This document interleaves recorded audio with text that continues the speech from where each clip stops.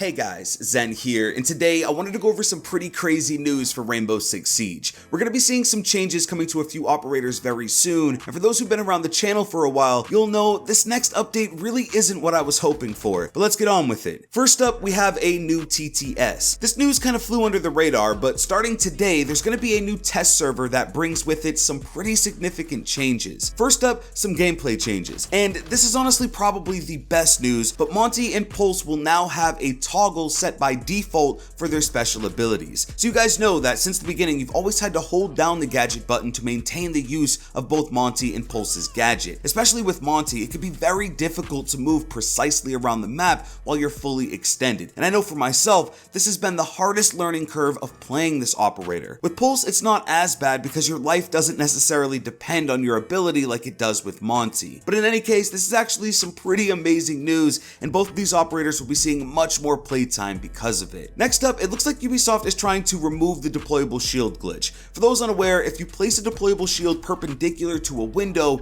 it won't allow anyone to hop in or out of it. For the longest time, it's been a bug, and it looks like Ubisoft will finally be addressing it. The community is actually kind of split on this. Some people feel as though this should be a mechanic in the game, and others see it as a glitch and unrealistic. As far as I'm concerned, this just isn't a beneficial mechanic in the game. I don't think a lot of defenders that do this realize that it also prevents them from jumping out on attackers. I instantly think of Coastline in the main window on the kitchen objective. If you block it off with a shield, sure, attackers can't come in, but now you're seriously limiting your ability to run out and pick off attackers trying to hold angles on the main door outside of the objective, or attackers passing by trying to get to Sunrise. It's a very backwards mechanic that I'm glad will be making its exit here very soon. And finally, Glaz's OTS rifle can now yet again destroy castle barricades. Now, really no matter what way you look at it, this is definitely a buff to Glaz and a nerf to Castle. When Operation Grim Sky released, they actually removed Glaz's ability to destroy castle barricades, and from what I've played, I really like the change. Honestly, I think it has less to do with nerfing Castle and more to do with giving Glaz more utility. In my opinion, Glaz is in a really weird spot right now. Other DMRs in the game are dealing out the same amount of damage as Glaz's OTS. We now have Maverick, who not only has a really strong DMR, but also is a hard breacher, so I think more people are opting for that pick. So I think Ubisoft recognizes that to keep Glaz mainstream, they have to allow him to do more, and this is probably one of the better ways to do that. But I'm not a fan of this change, mainly because I feel as though Castle has way too many counters,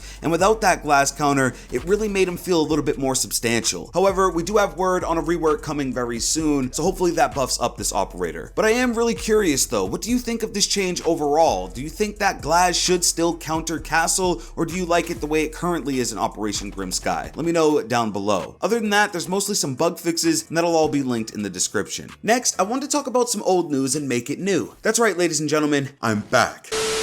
Of course, some of you may have heard this stuff, but if you're anything like me, you've got the attention span of a small rodent and are in need of a quick refresh. First, there's a major price reduction in the Year 1 ops. So, Frost, Buck, Valkyrie, Blackbeard, Capitao, Caveira, Hibana, and Echo will now cost 360 R6 credits or 15,000 Renown until March of 2019. This is great for people who are switching platforms or just haven't seen a reason to grab up these operators. My top 3 recommendations will go to Hibana for hard breach, Buck for soft breach, and Valkyrie for cams. If you're looking for a little bit more of an exclusive pick, you can go with Echo or Capitao. Lastly, a while back, we actually got a leak for a special Halloween event coming to the game. A post went up on Reddit of the Grim Sky home screen, and in the bottom right corner, there's a casual playlist for House with special Halloween theming. It's possible Ubisoft sets up House with a makeover, and it also may incorporate the Halloween customization options for the operators as well. Overall, this is pretty cool, and with the holidays right around the corner, I wanted to remind you guys because we may be seeing this very soon here. But that's everything, guys. That's the biggest news for Rainbow Six Siege. But let me know your thoughts. What do you think of the changes making their way to Grim Sky? And which Year 1 ops are you picking up with the price drop? If you already have them all, who do you recommend? Let me know in a comment down below. If you did enjoy this video, please drop a like and subscribe with notifications if you're new. With that being said, it's been Zen.